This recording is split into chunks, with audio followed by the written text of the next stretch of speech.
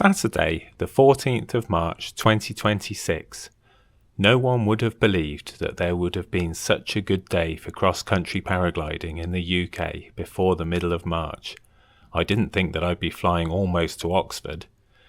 The weather forecast showed some 4-star thermals, so it was certainly promising. There was Stuart, Alan and Ewan on the hill. Stuart had already glided down to the bottom landing. The wind was quite a bit off from the right-hand side on launch, so I had to wait for it to feel liftier before I could run off from the hill.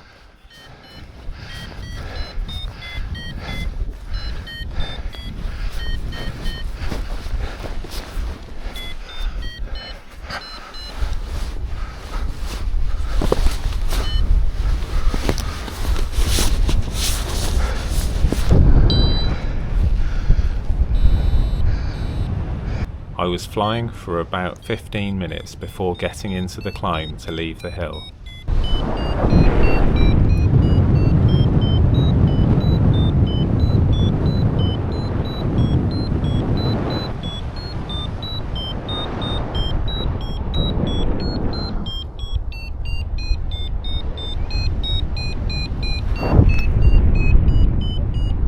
I was helped by a white paraglider, I think it was Ewan. We circled up together. I was a little higher than him.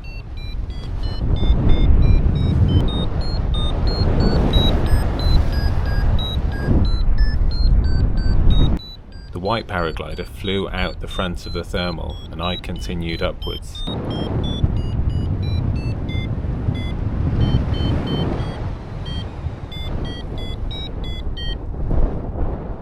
I lost the thermal and headed off east to look for it, while putting my outer gloves on.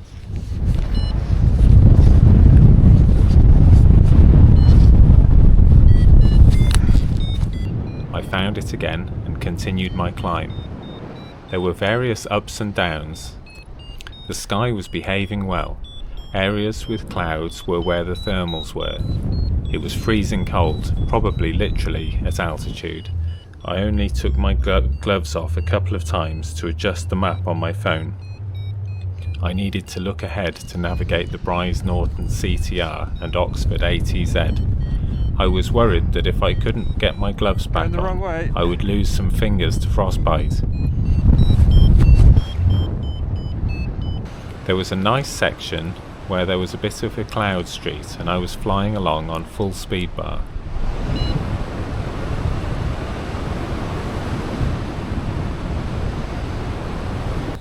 I flew across a blue patch and started to get lower.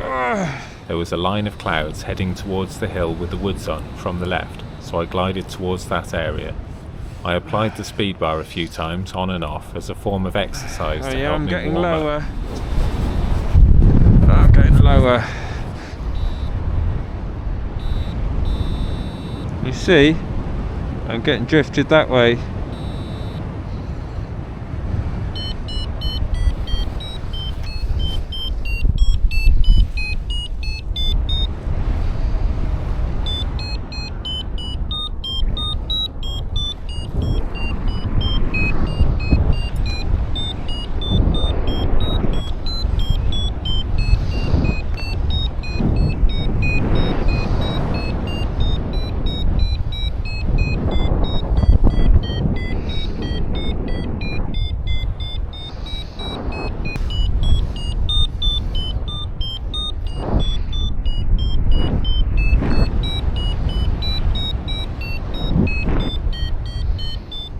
I got up to the clouds again.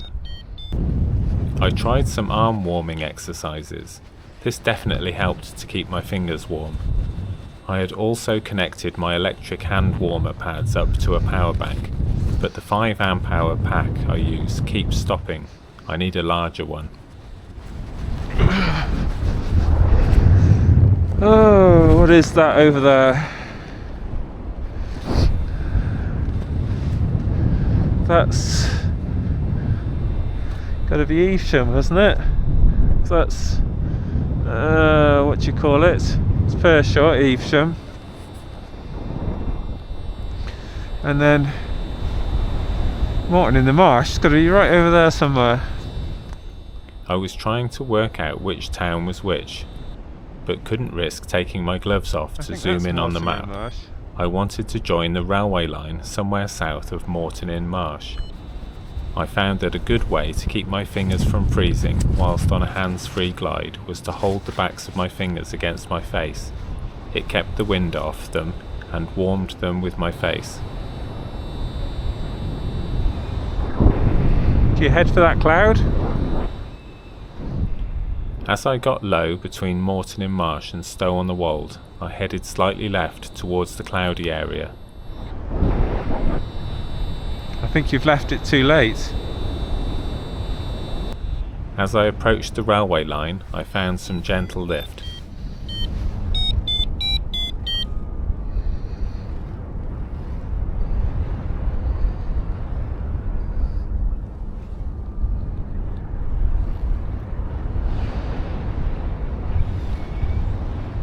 I went back to it and clung to it.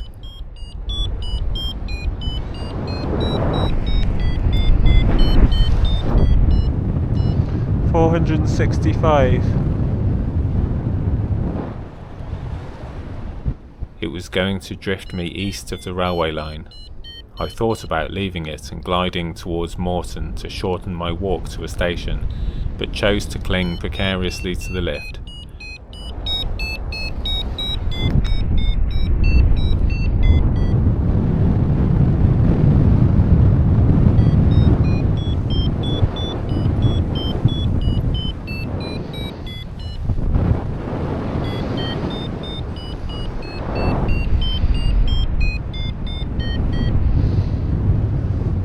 I circled in weak lift for a long time and it turned into better lift. Hello! I said hello to a red kite who looked scared of me. I found that even when holding my brakes while gliding straight, I could lean forwards and hold the backs of my fingers against my face. With Chipping Norton off to my left, I gazed at the fabric above me, wondering how it managed to keep me aloft.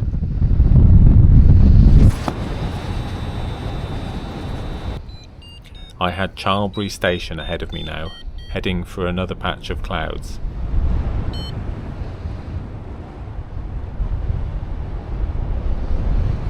Into a thermal just before Charlbury.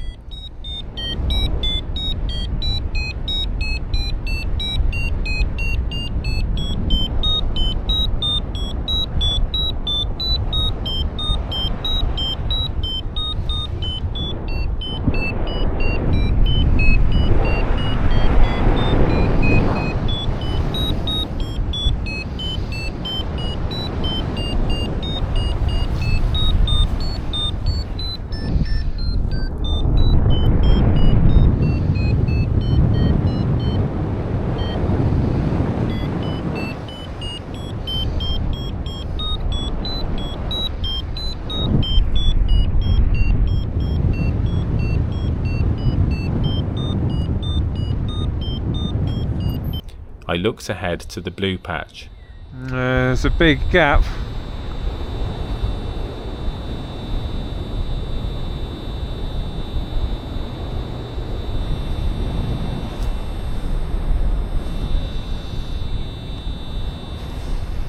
There's Bryce Norton. Massive, great big runway airstrip area.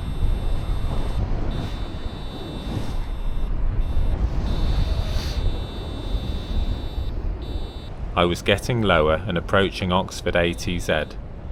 There was a line of clouds ahead, crossing from right to left. I hoped I would find lift here. I found some lift. Would it be enough?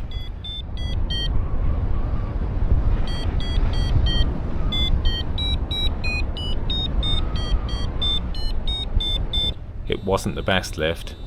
I headed over the ATZ, hoping for more lift on the way. I realised I'd made a mistake and probably wouldn't get over the ATZ. I turned back and applied speed bar to get back into wind.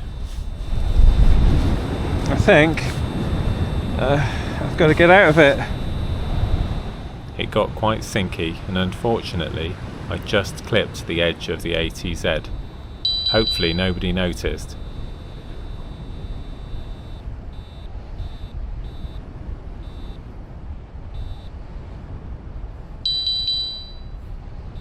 I saw that there was a station below and started looking at landing options. This long field looked good. How does the farmer mow that field? I can't see a gate anywhere. Well, that's the station. How do you get onto the station? Down that road. How do you land for that station?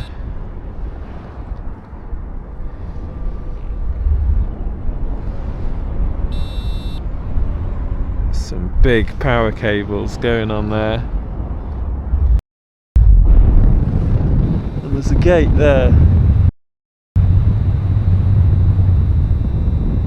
There's power cables coming in there. And there. And they cut across here.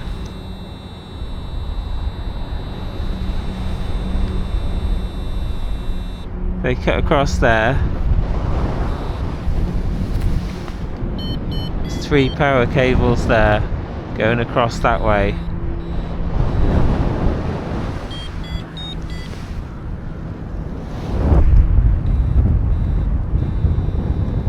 I want to get in down by that gate.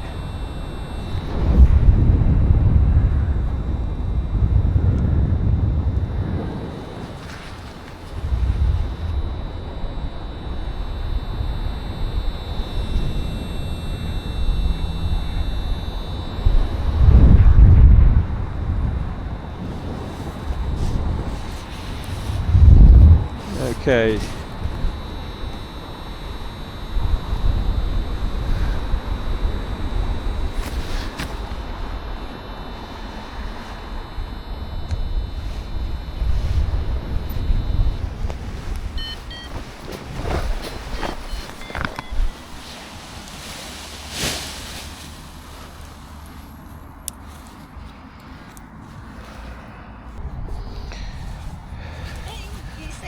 Yeah, I landed safely.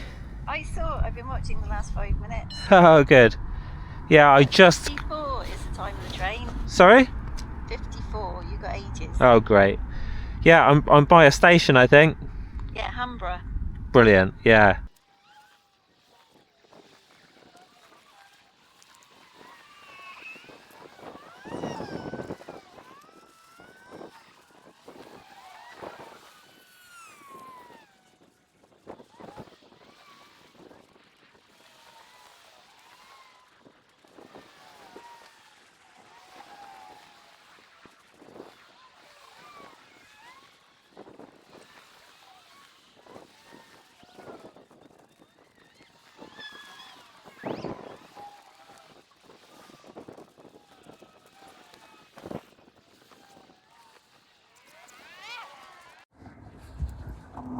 There we go. Not far to the station at all.